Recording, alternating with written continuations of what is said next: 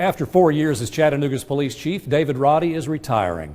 He began wearing a badge 26 years ago and says he'll feel strange without one.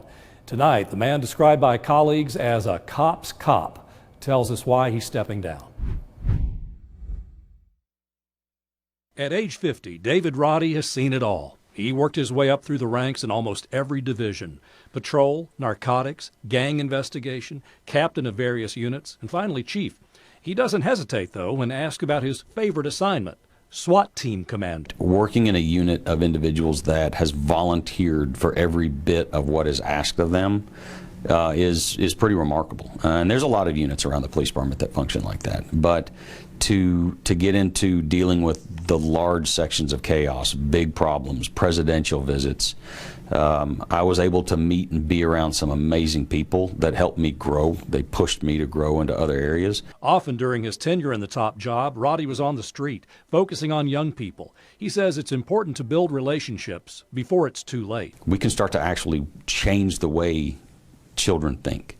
And if we change the way children think and process conflict, we're going to change the way young adults and adults deal with conflict and trauma. Roddy faced numerous challenges during the past 4 years. The city's gang violence and street shootings posed a regular threat. His officers had to learn policing during a pandemic on the job. And the protest in the summer of 2020, after the death of George Floyd in Minneapolis, spread all the way to Chattanooga. Roddy acted as peacemaker. It was powerful, frightening, humbling, and above all, it was eye-opening to hear so many different viewpoints standing in the same position. The timing of Roddy's retirement comes just 3 months after a change of administration in the mayor's office, with Tim Kelly succeeding Andy Burke. However, Roddy insists that politics and personalities played no role in his decision to step down.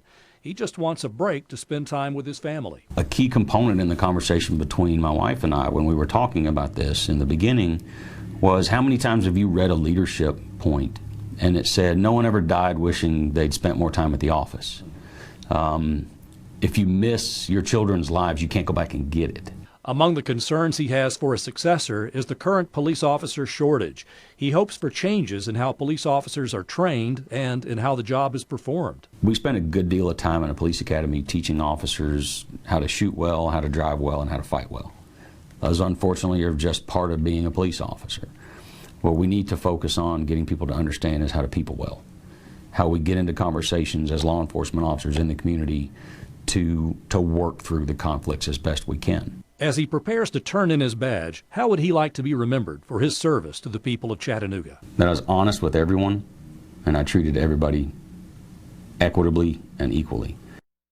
And we wish him well. Chief Roddy's last day on the job will be Friday, July 30th. His Chief of Staff, Eric Tucker, will serve as interim chief, while Mayor Tim Kelly's search committee continues its efforts to find a new Chattanooga police chief.